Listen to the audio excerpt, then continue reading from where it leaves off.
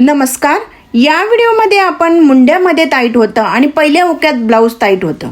तर मुंड्यात का टाईट होतं आणि पहिल्या हुकामध्ये टाईट का होतं हे समजून घेऊया. पूर्ण व्हिडिओ बघा तरच तुम्हाला समजेल. तर त्यासाठी हा पहिला हुकाचा ब्लाऊज आपला गळा असाच आला पाहिजे, थोडा फाकल्यासारखा. आणि त्यानंतर मुंडा बघूया. मुंडा आणि पुढचा हुक एकच अंतर आलं पाहिजे सेंटरमध्ये. तर त्यासाठी आपण काय करणार आहे, कसं करायचं आहे हे समजून घेऊया. तर पूर्ण व्हिडिओ बघा. व्हिडिओला लाईक करायला विसरू नका, चॅनलला सबस्क्राईब करायला विसरू नका. तर आता हे ब्लाऊज आपलं रेडी आहे. तर त्यानंतर आपण बाही जोडणार आहे. बाही जोडताना काय करायचं आहे आणि गळा आपण या पद्धतीनेच घ्यायचा आहे.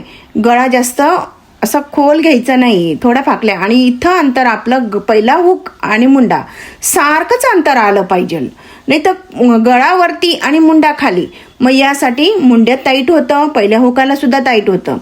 तर आता आपण बाही लावण्याआधी आपलं शोल्डर सरळ आलेलं आहे, तिरपं घ्यायचं नाही, सरळ टीप घालायची आहे शोल्डरला. तिरपं घातल्यानंतर काय होतं, शोल्डरला खूपच टाईट होतं. तर हे प्रॉब्लेम बरेचसे असतात, खूपच प्रॉब्लेम येतात शिवण करताना. तर हे तुम्ही समजून घ्या. आता मुंड्यात टाईट येते, मुंड्यात टाईट येते. तर इथं काय करायचं आहे, आपल्याला अर्धा इंचचं अंतर मार्किंग केलेलं आहे. त्यानंतर आपण हे अंतर कापून घ्यायचं आहे. कापल्यानंतर आपलं काय होतं, मुंडा थोडा सैल होतो.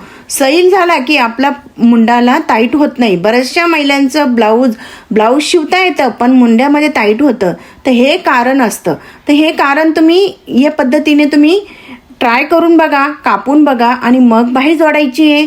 तर नंतर आपण दोघी भाग एकमेकाला जोडून घेतले. त्यानंतर हे अंतर आपलं चेक करायचं आहे. आपलं किती, अर्धा इंच आपल्याला मुंडा कापायचा आहे. मग अर्धा इंच कापा आणि या पद्धतीने कात्रीने व्यवस्थित अंतर कापून घेतलंय. त्यानंतर बाही जोडायची. बाही जोडण्याआधी आपण हे सगळं अंतर चेक करायचं आहे. आपला भाग जे पार्ट आपण शिवण केलेले असतात ते व्यवस्थित आले की नाही, त्यानंतरच बाही जोडायची. तर बाही जोडताना आपण हे अंतर सरळ घ्यायचं आहे, तिरपं घ्यायचं नाही. आपला शोल्डर सरळ घ्यायची आहे. मागचं आपण ब्लाऊजचा भाग जोडतो तिथं सुद्धा शोल्डर सरळ घ्यायची. आता बाही जोडताना बघा, बाही जोडताना मी काय केलंय, मध्ये कात्री दिली सेंटरला. ते आपल्या शोल्डरला येतं का नाही हे चेक केलंय. त्यानंतरच बाही जोडायची. जर आपलं शोल्डरला जर कात्री दिलेली आहे बाहीच्या इथं, तर तुम्ही काय करायचं आहे, ते अंतर तुम्ही व्यवस्थित मोजून घ्यायचं आहे. आणि अंतर जास्त असेल तर कापून घ्यायचं आहे. आणि जिथं कात्री दिलेली आहे ती सेंटरला आलंच पाहिजे. या हिशोबाने बाही आपण व्यवस्थित कापून घ्यायची. आता पूर्ण जोडून झाली. अर्धा इंचच्या अंतरावर शिवण केलेलं आहे. मग आता ही डबल टीप घालून घेतली. डबल टीप घालताना सुद्धा जी आपण अगोदर टीप घातली तिच्यावरतीच ही टीप घालायची आपल्याला. त्यानंतर आता ब्लाऊजचे दोरे निघत असतात, त्यासाठी मी इथं परत एक टीप म्हणजे समोरच्या बाजूला घालून घेतली, दोरे निघणार नाही. आता ही बाही जोडून झाली आहे. त्यानंतर फिटिंग करायची.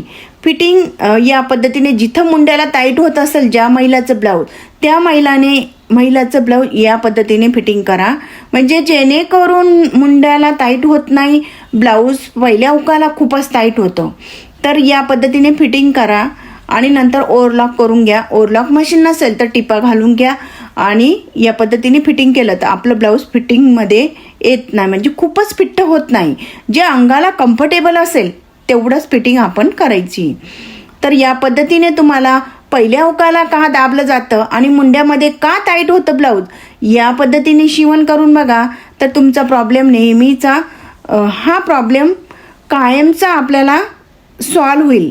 या पद्धतीने जर आपण फिटिंग केली तर ब्लाऊज शिवण्यालाही आणि समोरच्या व्यक्तीलाही सुद्धा आपलं ब्लाऊज आवडते.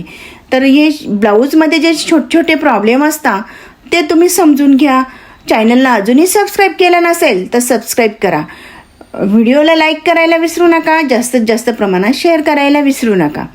तर आपण दुसरी बाहीसुद्धा जोडायची, त्याच पद्धतीने जोडायची, तिच्यामध्ये काही वेगळा बदल करायचा नाही. आता बाही जोडून झाली, पूर्ण ब्लाऊज शिवण तयार झालेलं आहे. या पद्धतीने आपलं ब्लाऊज आलेलं आहे. चेक केलं आहे आपण पूर्ण. बघा. धन्यवाद.